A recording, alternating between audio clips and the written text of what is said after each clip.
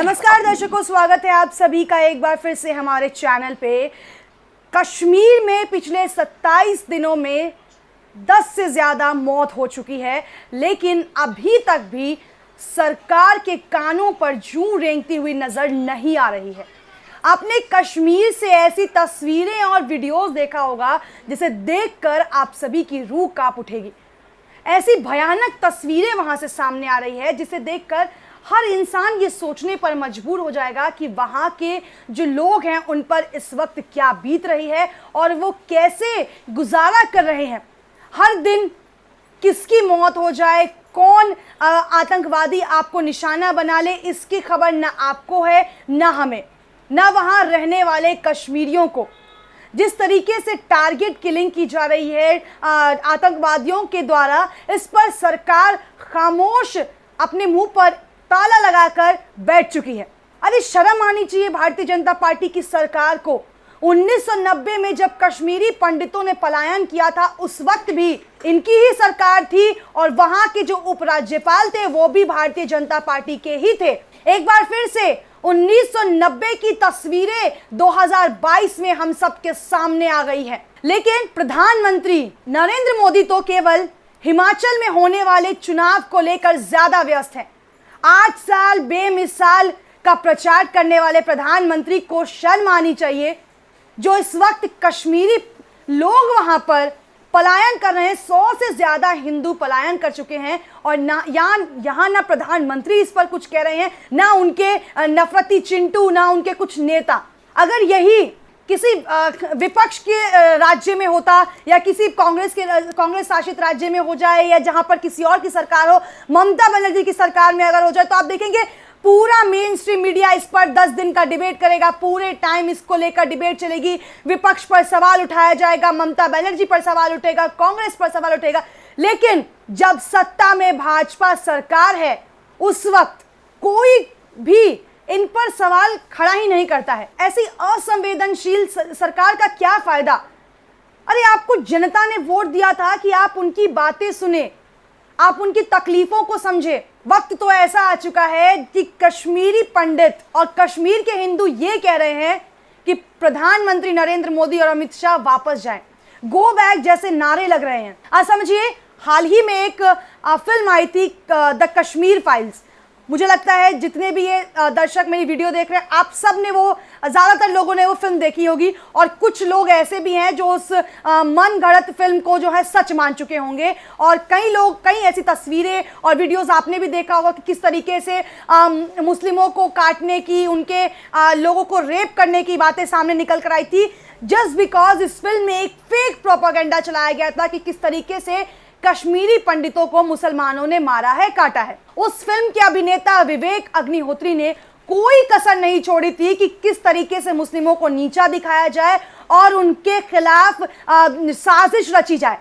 अनुपम खेर जो एक debate show में रुबिका लियाकत के सामने आंसू भरते हुए, पूरी तरीके से रोते हुए नजर आए थे, आज उन्हें इन तस्वीरों को देखते हुए, इन वीडियोस को देखकर आंसू नहीं आ रहा है। अब वो एक शब्द ट्वीट पर क्यों नहीं लिख रहे हैं? प्रधानमंत्री से क्यों नहीं कह रहे हैं कि वहां जाएं, वहां जाकर उन लोगों से मिले जो इस तकलीफ में जूझ रहे हैं, जो अपनों को खो रहे हैं। आप मानिए कैसी सरकार है ये। गृह मंत्री अमित शाह, जिसे मतलब ये फैसला लेना चाहिए कि किस तरीके से वहां के लोगों को बचाया जाए, वो स्टेडियम में बैठकर आईपीएल मैच को एंजॉय कर रहे हैं। प्रधानमंत्री नरेंद्र मोदी, जिस पर सबसे ज्यादा सवाल खड़ा होता है, हिमाचल में आप देख सकते हैं कि प्रचार कर रहे हैं चुनाव का, रैलियां की जा रही हैं। एक तरफ अक्षय कुमार की फिल्म पृथ्वीराज जो मूवी आ रही है, उसको उत्तर प्रदेश में टैक्स फ्री कर दिया गया है, और दूसरी तरफ जो कश्मीर के लोग भारतीय जनता पार्टी से गुहार लगा रहे हैं, उसको लेकर इन्होंने कोई फैसला अभी तक नहीं लिया है। Kashmir files tax free, Prithviraj को टैक्स फ्री। अगर आपको इन फिल्मों को ही टैक्स फ्री करना है तो आप पद छोड़ दीजिए और अक्षय कुमार और विवेक अग्निहोत्री को प्रधानमंत्री और गृह मंत्री बना दीजिए ना। फिल्मों के जरिए तो वो फेक प्रोपेगेंडा, नफरत फैला ही रहे हैं। अब अगर सत्ता में आ गए तो इससे ज्यादा नफरत फैलाएंगे। सवाल ये नहीं है कि आप सत्ता में बैठकर क्या कर रहे हैं, सवाल ये है कि अगर सत्ता आपके हाथ में है तो आप कश्मीरी लोगों की हेल्प क्यों नहीं कर रहे हैं, उनकी मदद क्यों नहीं कर रहे हैं? पिछले 27 दिनों से वो लगातार आपसे गुहार लगा रहे हैं प्रधानमंत्री नरेंद्र मोदी जी। किस तरीके से विपक्ष पर निशाना साधना है आपके नेता बखूबी जानते हैं, पर जब लोगों को आपकी जरूरत होती है तब आप कान बंद कर कर क्यों बैठ जाते हैं? क्यों आपको ये याद नहीं आता कि इन्हीं लोगों ने आपको सत्ता की कुर्सी दी है? आपको इन लोगों की मदद करनी चाहिए।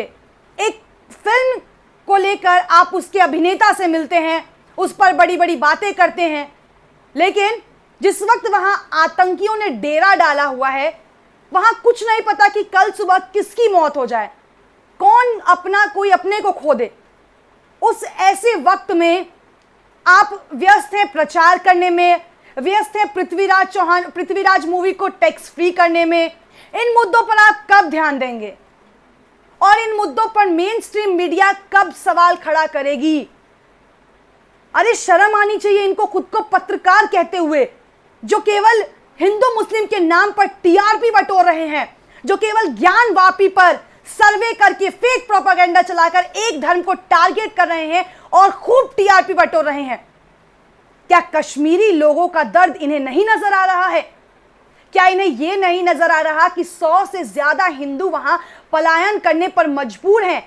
आर्मी, भारतीय जनता पार्टी, सभी से वो गुहार लगा रहे हैं कि हमारी तकलीफों को समझा जाए, उसका कोई फैसला लिया जाए। लेकिन देखिए कैसे देश में हम रह रहे हैं जहां ना मीडिया इस पर खुलकर चर्चा कर रही है, ना सत्ता में बैठी भारतीय जनता पार्टी सरकार। इस वीडियो को समाप्त करने से पहले मैं सवाल करना चाहूंगी भारतीय जनता पार्टी की सरकार से। 1990 में आपकी सरकार थी और तब कश्मीरी पंडितों के साथ जो हुआ वो हम सब ने देखा, और आज 2022 है और वही तस्वीर एक बार फिर से सामने आ रही है।